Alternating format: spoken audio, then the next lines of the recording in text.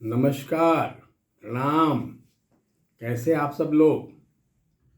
पिछले दिनों चर्चा में हमने उन दोनों अस्तित्वों की बात की थी जो सामाजिक जीवन के पूरक हैं, स्त्री सत्ता और पुरुष सत्ता। ये तो आधारभूत सत्ता है। अब इन सत्ताओं के साथ विवाह का समन्वय होता है। अब बात आई मेलापककारी विवाह का। विवाह क्यों? विवाह की अनिवार्यता क्यों है भाई? क्योंकि विवाह की अनिवार्यता 3 कारणों से है। पहला, जीवन को संगति की बड़ी आवश्यकता होती है ना। हमें साथी चाहिए, हम सफर चाहिए। तो एक तो पहली आवश्यकता होगी, और जो कंपोनेंट हो, पूरक हो। सेकेंड वाले पार्ट पर हमें अपने विकास के लिए, अपने मातृ पितृ से उऋण होने के लिए, परिवार के विकास के लिए, विस्तार के लिए हमें सहभागिता चाहिए। अगर पुरुष हैं तो मुझे भार्या चाहिए, अर्धांगिनी चाहिए। हम स्त्री हैं तो हमें पुरुष चाहिए, पति चाहिए। ये दोनों मिलकर एक पारिवारिक जीवन के विस्तार को आगे बढ़ाते हैं। इनके मानसिक समन्वय, आपसी संबंध इतने अच्छे होते हैं, इतने मधुर होते हैं। परिवार की सुखदता, बच्चों का जन्म, बच्चों का संतुलित विकास और बच्चों का मनोवृत्ति विकास उतनी ही बेहतर होता, मजबूत होता है। वैसे तो भारतीय वाङ्मय में हमारे मनीषियों ने जीवन को सुंदर बनाने के लिए, उत्कृष्ट बनाने के लिए संस्कारों की संरचना की, और हमारा संपूर्ण जीवन संस्कारबद्ध है।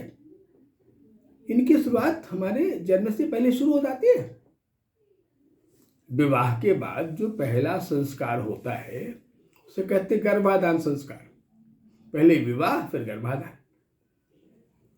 वैसे तो 16 संस्कार पाए जाते हैं गर्भाधान से लेकर अंत्येष्टि तक। 15वें नंबर पर संस्कार का नाम विवाह संस्कार है। और विवाह के बाद ही संतान उत्पत्ति की बात होती है। अगर विवाह के आधारभूत जो तत्व हैं, जो आधार हैं, अगर वो मजबूत हो जाए, बड़ा अच्छा प्रेम हो जाए, बड़ा संतुलन हो जाए, बड़ा अच्छा एक पूरकता हो जाए, तो निश्चित तौर पर अच्छी संतान उत्पत्ति होगी। अब पहले ये देखा जाए कि दोनों का समन्वय कैसे होगा, तालमेल कैसा होगा, मेलापक क्यों। मेलापक में सबसे पहले क्या देखा जाता है? ज्योतिष ने कहा, इस विज्ञान ने कहा, जो बड़ा अच्छा मनोवृत्ति विज्ञान है, जो बड़ा अच्छा मानवीय विज्ञान है, जो बहुत अच्छा बायोलॉजिकल विज्ञान है, जो बहुत अच्छा दर्शन है जीवन का, इसका सबसे पहले मन का मिलना बड़ा आवश्यक है। मैंने कहा तो मन वह मनुष्याणाम।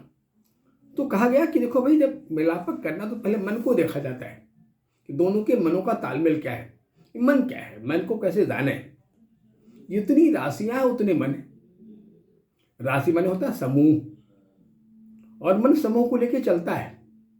मन सच में देखा जाए तो हमारे जीवन के श्रृंखला में एक रेलगाड़ी के इंजन की तरह है, जिसमें कोई खराबी आ जाए ना तो रेलगाड़ी चलनी बंद हो जाती है। कहा जाता है ना कि मन के हारे हार है, मन के जीते जीत है। जब ज्योतिष मेलापक की बात आई, ज्योतिष ने लिखा कि न वर्ग वर्णो न गणन योनिर द्वादशे नहीं व खटाष्टके वा तारा विरुद्धो नौ पंचमेवा राशि मैत्री सुविधा विवाहे। कहता वर्ग वर्ण गण योनि इत्यादि कुछ भी न मिले, पर मन मिल जाए या मनाधिपति मिल जाए। अब कितनी तरह के मन है? का मुख्य रूप से 12 तरह के मन है। इनके शाखाओं में जाएंगे तो 9 शाखाएं हैं, तो मन कितने प्रकार होंगे? 108 प्रकार के हो जाएंगे। लेकिन मुख्य 12 प्रकार की जितनी राशियां हैं उतनी तरह के मन है। अब जैसी राशि होगी, जिस प्रकार की राशि होगी, मन उस प्रकार का ही होगा ना। अब सबसे पहले आवश्यक है हम देखें कि दोनों के मनों का संतुलन कैसा है, इन दोनों के राशियों का तालमेल कैसा है। राशि प्लस राशिस मैंने उनका अधिपति। राशियों की मैत्री को राशिस मैत्री, ग्रह मैत्री कहते हैं, और राशियों की मैत्री को हम भकूट मैत्री कहते हैं। इन दोनों का समन्वय कैसा है? दोनों में से किसी एक का मिलना अनिवार्य होता है। या तो राशियां मिल जाए या उनके राशिस प्राप्त हो जाए। राशिस की मैत्री ज्यादा इंपॉर्टेंट मानी जाती है, पर सब कुछ यही तो नहीं होता ना। मानो किसी की राशि तुला है, किसी राशि मिथुन हो गए, कुंभ हो गए। अब इनके मालिक बड़े मित्र हैं, दोनों आयुष राशियां हैं, अधिपति बड़े मित्र हैं। पर ये पूरकता नहीं है, ये कंप्लीट फॉर्म नहीं है, एक इनिशियल है कि अगर सब कुछ खराब भी हो और मन मिल जाए तो शायद रिश्ता निभ जाए। पर रिश्ते की पूरकता के लिए हमें आवश्यकता देखनी है। इन आवश्यकताओं के तहत हम विवाह की तरफ अग्रसर हुए। अब एक लड़की है, सयानी बड़ी हो गई है, पुरुष हार्मोन एक्टिव होने लगे हैं, उससे पुरुष की आवश्यकता है। एक लड़का बड़ा हो गया है और वो मातृत्व के संस्कारों में जुड़ा हुआ है। अब एक माँ से पैदा हुआ, अब जीवन उसको दूसरी माँ चाहिए जो उसके बच्चों की माँ बन सके, जो भार्या भी बन जाए और यथावत पत्नी भी बन जाए। अब ये बड़ा आवश्यक है कि एक दूसरे की फीलिंग्स को, सेंटीमेंट को समझने में कुंडलियां कितनी कॉम्पिटेंट हैं या एक दूसरे के व्यक्तित्व से कितने जुड़े हुए हैं। अब उसमें सबसे पहले नंबर किस ऋतु का जन्म है। पूरे वर्ष भर में 6 ऋतुएं होती हैं। पहले का नाम शिशिर है, दूसरे का नाम बसंत है, तीसरे का नाम ग्रीष्म है, चौथे का नाम वर्षा है, पांचवें का नाम शरद है, छठे का नाम हेमंत है। ये 6 ऋतुएं हैं। 2-2 महीने में सूर्य की 2-2 राशियां संक्रांतियां होती है, मिलकर 6 ऋतु का निर्माण करते हैं। तो ऋतु समन्वय कहते हैं। ऋतुओं का तालमेल कैसा है? कहीं मानो दोनों एक ही ऋतु के हो जाए, दोनों वर्षा के हैं, या कंट्रास्ट ऋतु के हैं जहां तालमेल नहीं बैठता। फिर काल समय, काल चक्र की सत्ता है ना, दिन रात्रि का पूरक है और रात्रि दिन का पूरक है। दोनों रात रात वाले हो गए, दोनों दिन दिन वाले हो गए, दोनों प्राण वाले हो गए, एक ही ऋतु वाले हो गए।